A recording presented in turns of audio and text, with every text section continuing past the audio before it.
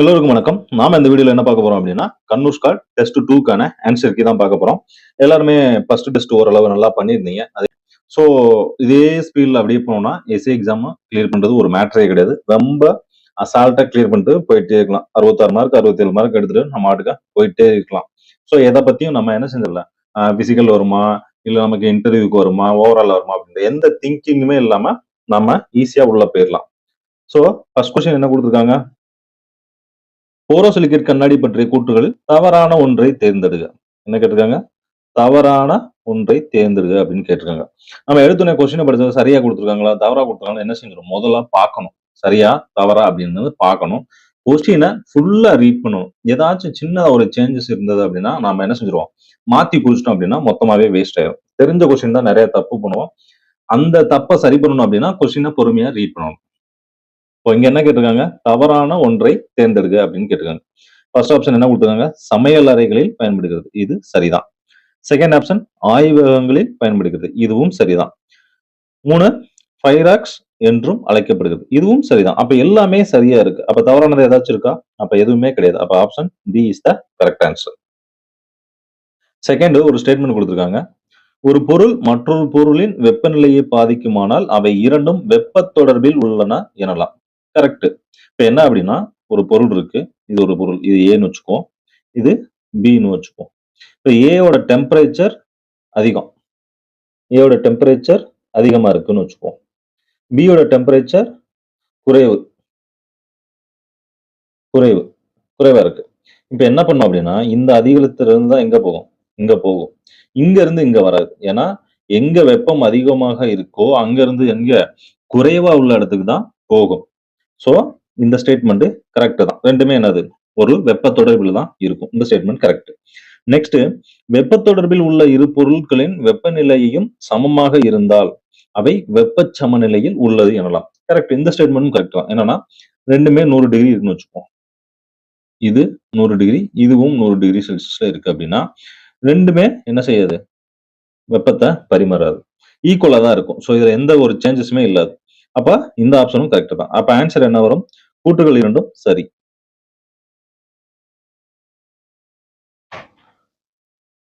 Next question.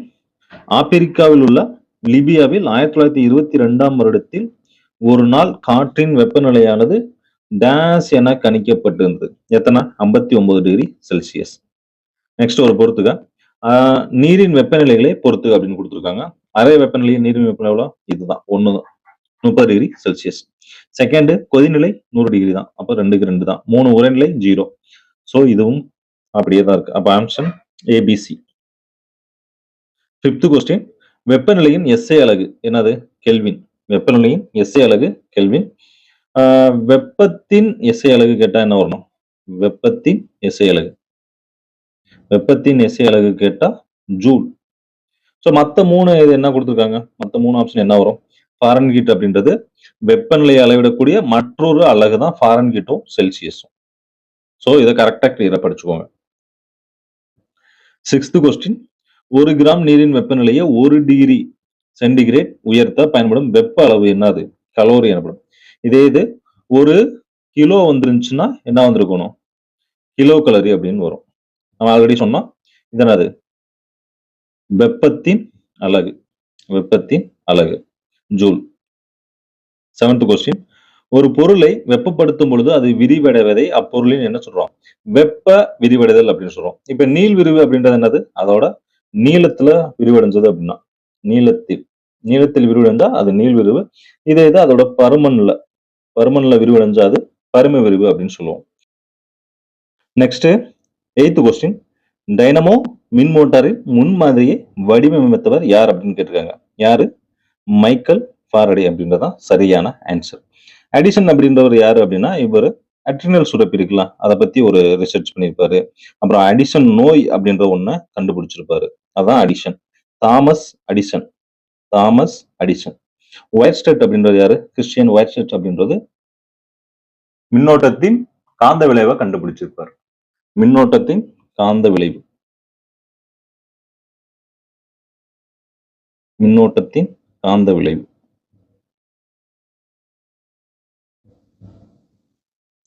அம்பிடேவி அப்படின்ற ஒரு sodium, potassium,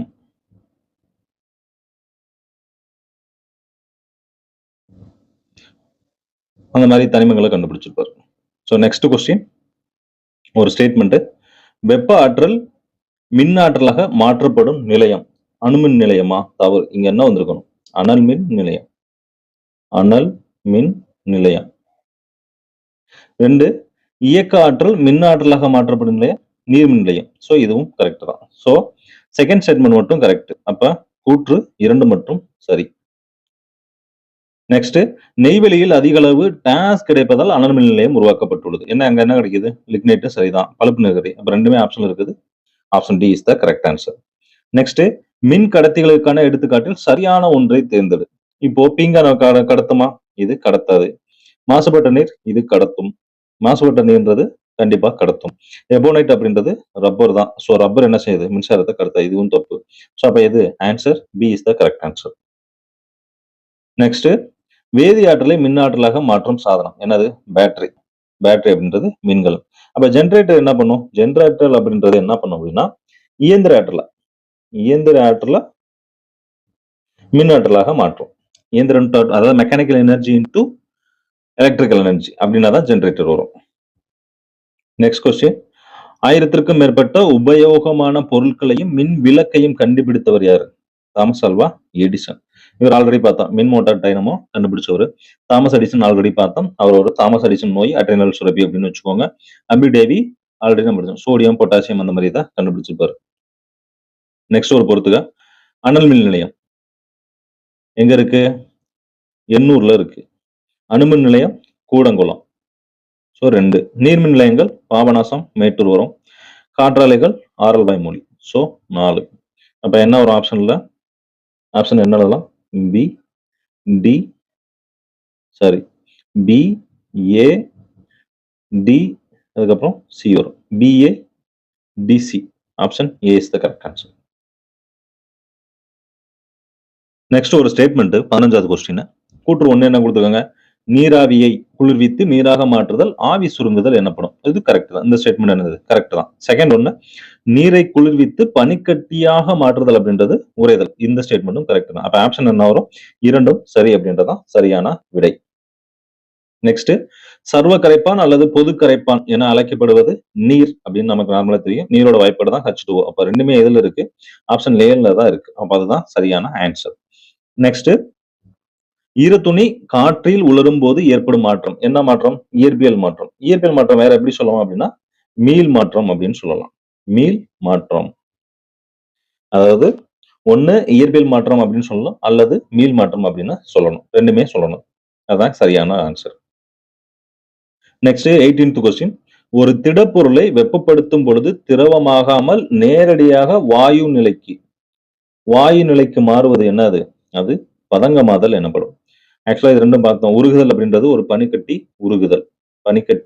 உருகுதல். ஆவியானது அதிகமான ஹீட் பண்ணும்போது ஆகுறதான் ஆவியாதல். ஆவி சுருங்குதல் அப்படின்றது ஆல்ரெடி மேல பார்த்தோம். அதேதான்.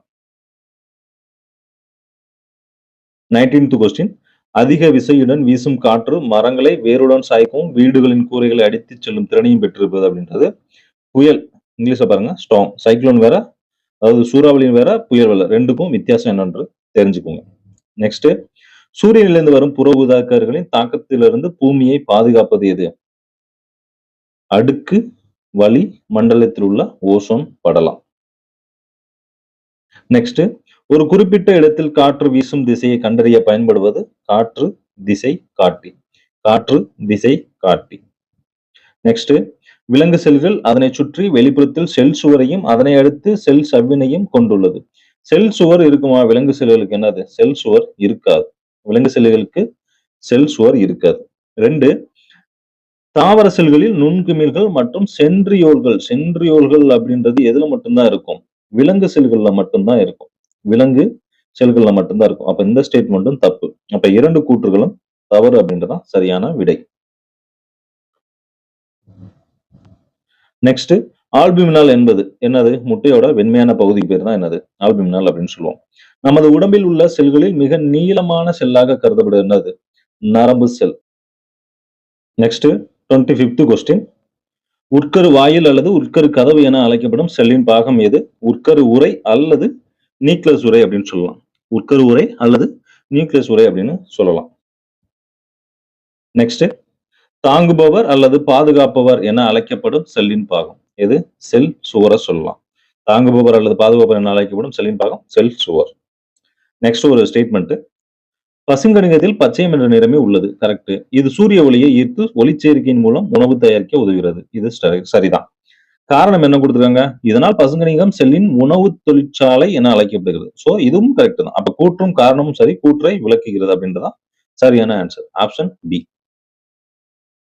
நெக்ஸ்ட், கண்ணின் 3 முக்கிய பகுதிகளில் தவறான ஒன்றை தேர்ந்தெடுக்க. தவறானதை கேட்டிருக்காங்க அப்படின்றது. ஐரிஸ் முக்கியமானது தான் ஃபர்ஸ்ட். செகண்ட் கண்மணி, 3 கார்னியா. சோ இது 3மே சரிதான். ரெட்டினா அப்படின்றது வராது. இது தவறான ஒன்று.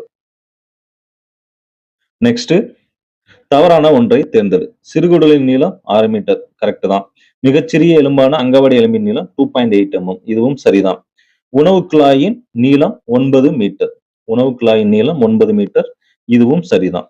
அப்ப என்னது? ஏதுமில்லை அப்படின்றதான் சரியான ஆன்சர்.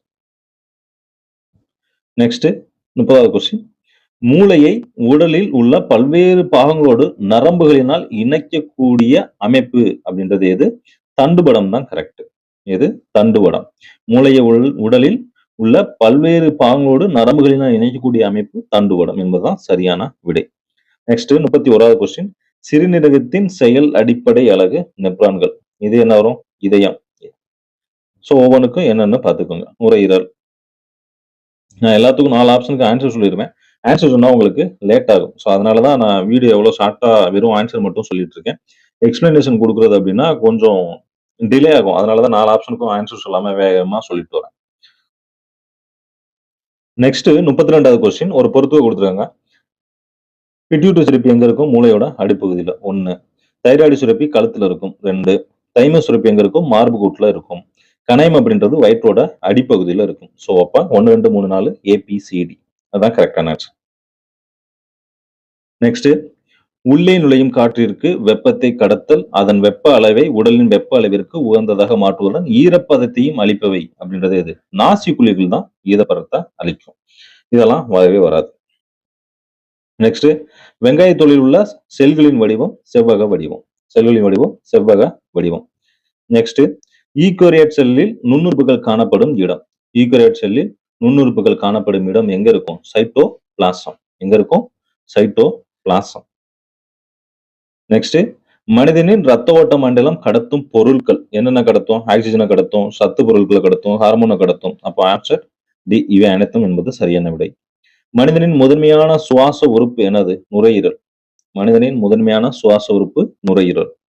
நமது உடலில் உணவு மூலக்கூறுகள் உடைக்கப்பட்டு சிறிய மூலக்கூறுகளாக மாற்றப்படும் நிகழ்ச்சி அப்படின்றது என்னது? அதான் நம்ம என்ன சொல்லுவோம்? செரிமானம் அப்படின்னு சொல்லுவோம். என்ன சொல்லுவோம்? செரிமானம் அப்படின்னு சொல்லுவோம். So option C is the correct answer. Next 39 question. ஒரு கரண்ட் அஃபேர்ஸ். மத்திய பிரதேசத்தில் தொடங்கப்பட்டுள்ள இந்தியாவின் முதல் ஆரோக்கியமான மற்றும் சுகாதாரமான உணவு தெருவு எங்க இருக்கு? அதுக்கு பேருனா பிரசாதம் அப்படின்னு பேர். பிரசாதம் அப்படின்றது பேர். நெக்ஸ்ட், பாரம்பரிய திருவிழாவான ஷெர்ஷரா என்னும் பெயரில் திருவிழாவை கொண்டாடும் இந்திய மாநிலம் சத்தீஸ்கர். Next 41வது question. இந்தியாவின் 2வது பிரதமராக பதவி வகித்த டேஸின் நினைவு தினம் ஜனவரி 11 அனுசரிக்கப்பட்டது அப்படின்னா லால் பகதூர் சாஸ்திரி அப்படின்றதான் சரியான விடை. Next question.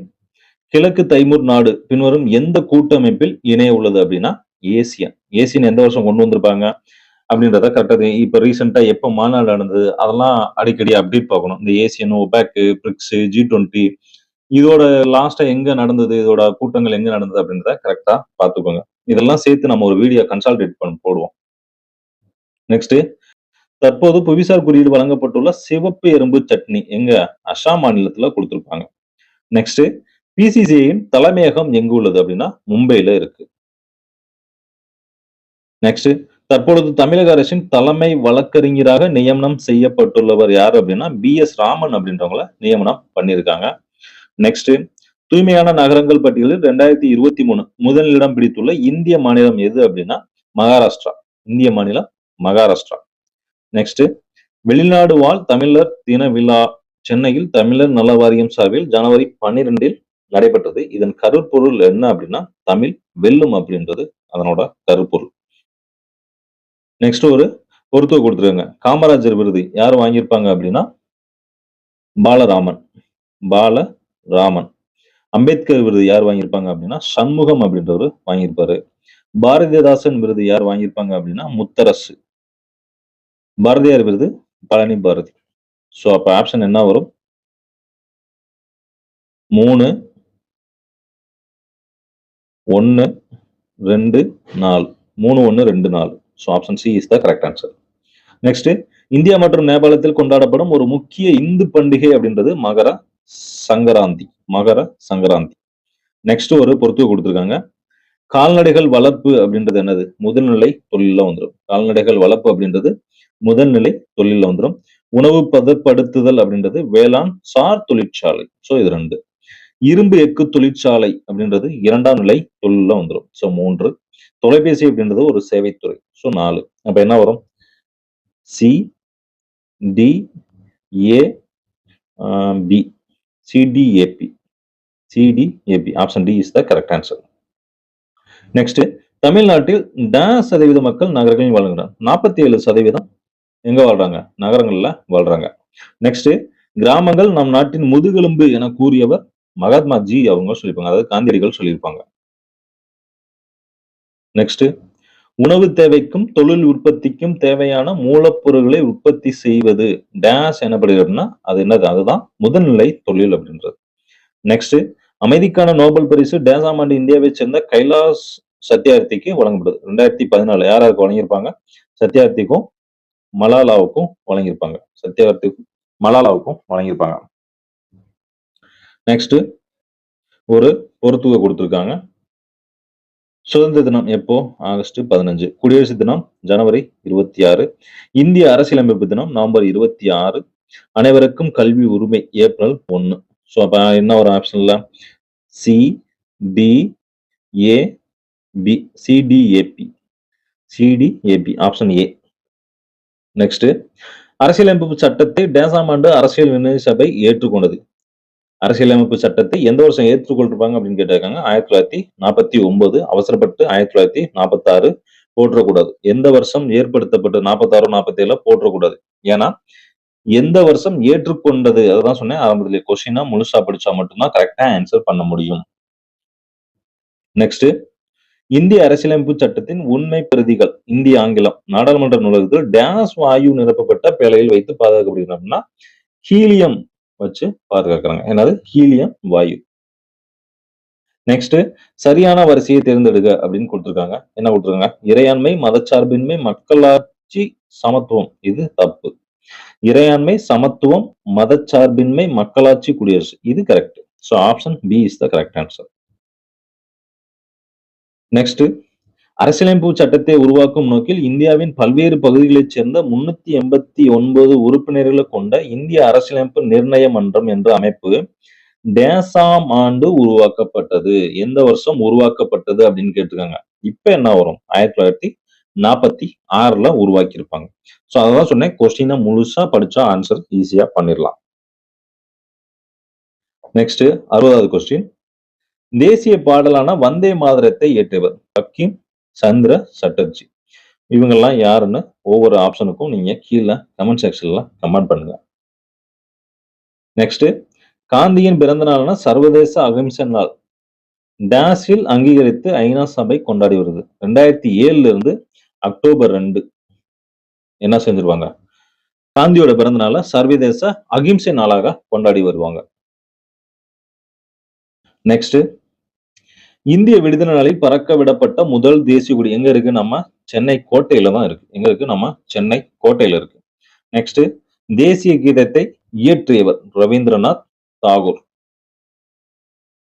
தேசிய கீதம் பாடுவதற்கு எடுத்துக்கொள்ள வேண்டிய கால அளவு 52 வினாடிகள் நிமிடங்கள் போட்டுறதீங்க. கரெக்டா பாருங்க. 20 வினாடிகள் எதுக்கு வரும்னா ஷார்ட்டா பாடுறதுக்கு வரும். ஷார்ட்டா பாடணும் அப்படின்னா 20 செகண்ட்ஸ். Next 65வது question. 1896 தேசிய காங்கிரஸ் மாநாட்டின் போது வந்தே மாதரம் பாடலை பாடியவர் யார் பாடியிருப்பாங்க? ரவீந்திரநாத் தாகூர் தான் பாடியிருப்பார். ரவீந்திரநாத் தாகூர். வந்தே மாதரம் பாடலை பாடியவர், எழுதியவர்ல பாடியவர். கொஸ்டினை ஃபுல்லா ரீட் பண்ணணும். நெக்ஸ்ட், விடுதலை நாளின் போது டெல்லியில் கொடியேற்றுபவர். விடுதலை நாளின் போது யாரு? பிரதம அமைச்சர் ஏத்துவார். அப்ப குடியரசுத் தலைவர் எப்ப ஏத்துவார் அப்படின்னா, குடியரசு தினத்துக்கு ஏத்துவார். குடியரசு தினத்துக்கு தான் அவர் ஏத்துவார். நெக்ஸ்ட், வளங்கள் மனிதனின் பேராசைக்கு அன்று அவனது தேவைக்கு மட்டுமே அப்படின்னு யாரு? மகாத்மா காந்தியடிகள் சொல்லியிருப்பாங்க. யார் சொல்லியிருப்பாங்க? மகாத்மா காந்தியடிகள் சொல்லியிருப்பாங்க. நெக்ஸ்ட் ஒரு பொறுத்துக்க. கனா அப்படின்றது மக்கள் கூட்டம். கனா அப்படின்றது மக்கள். அப்போ 1. மெகஸ்தனிஸ் என்ன எழுதிப்பாரு? இண்டிகா அப்படின்ற ஒரு நூல் எழுதிப்பாரு. அப்ப இது 2. சாணக்கியா அல்லது கௌடிய அர்த்த சாஸ்திரம். இது 3. தர்ம யாத்திரை அப்படின்றது ஒரு சமயத்துக்கான சுற்றுப்பயணம் போறதுதான் தர்ம யாத்திரை. அப்ப 4. அப்ப என்ன வரணும்? சோ 3, 3, 4, 1, 2. 3, 4, 1, 2. ஆப்ஷன் ஏல இருக்கு. 3, 4, 1, 2. ஆப்ஷன் ஏல இருக்கு. நெக்ஸ்ட், ஒட்டுமொத்த இந்தியாவை ஒரே ஆட்சியின் கீழ் இணைத்த முதல் அரசர் சந்திரகுப்த மௌரியர் ஆவார். முதல் அரசர் சந்திரகுப்த மௌரியர். கரெக்ட் தான். இந்த ஸ்டேட்மெண்ட் கரெக்ட் தான். மௌரியரின் நிர்வாகம் பற்றிய செய்திகளை அர்த்த சாஸ்திரம் வழங்குகிறது. இதுவும் சரிதான். அப்ப ஆப்ஷன் என்ன வரும்? 1 மற்றும் 2 ஆகிய இரண்டும் சரி அப்படின்றதான் சரியான ஆன்சர். நெக்ஸ்ட் கொஸ்டின், 70வது கொஸ்டின். செல்யூகஸ் நிக்கட்டரின் தூதுவர் யாரு? மெகஸ்தனிஸ். நெக்ஸ்ட், சந்திரகுப்த மௌரியர் அரியணையை துறந்து டேஸ் என்னும் சமணத்துறவியோடு சரவண பெல்லகுல்லாவுக்கு சென்றது அப்படின்னா யாரு? பத்ரபாகு. யாரு? பத்ரபாகு கூட போயிருப்பாரு. நெக்ஸ்ட், 72வது கொஸ்டின். 3ஆம் பௌத்த சபை எங்கு கூட்டப்பட்டது? 3வது எங்க கூட்டியிருப்பாங்க? பாடலி புத்திரம். சோ ஃபர்ஸ்ட் எங்க கொடுத்திருப்பாங்க? இது ஃபர்ஸ்ட் ராஜகிருகம், 2வது வைசாலி, 3வது பாடலிபுத்திரம், 4வது காஷ்மீர். சோ இதுதான் இதுக்கான சரியான ஆன்சர். சோ 73 பௌத்த நூல்களின் பெயர்கள் என்ன வரும்? திரி பீடங்கள். திரி பீடங்கள். அது என்னன்னா வரும்? சுத்த வினய அபிதம்ப பீடகம் அப்படின்னு சொல்லுவாங்க. அங்கங்கள் அப்படின்றது சமணத்துல வரும். சமணத்தின் முதல் தீர்த்தங்கரை யாரு? ரிஷபர். சமணத்தின் முதல் தீர்த்தங்கர ரிஷபர். வர்த்தமானர் அப்படின்றது மகாவீரர். இவரு 24.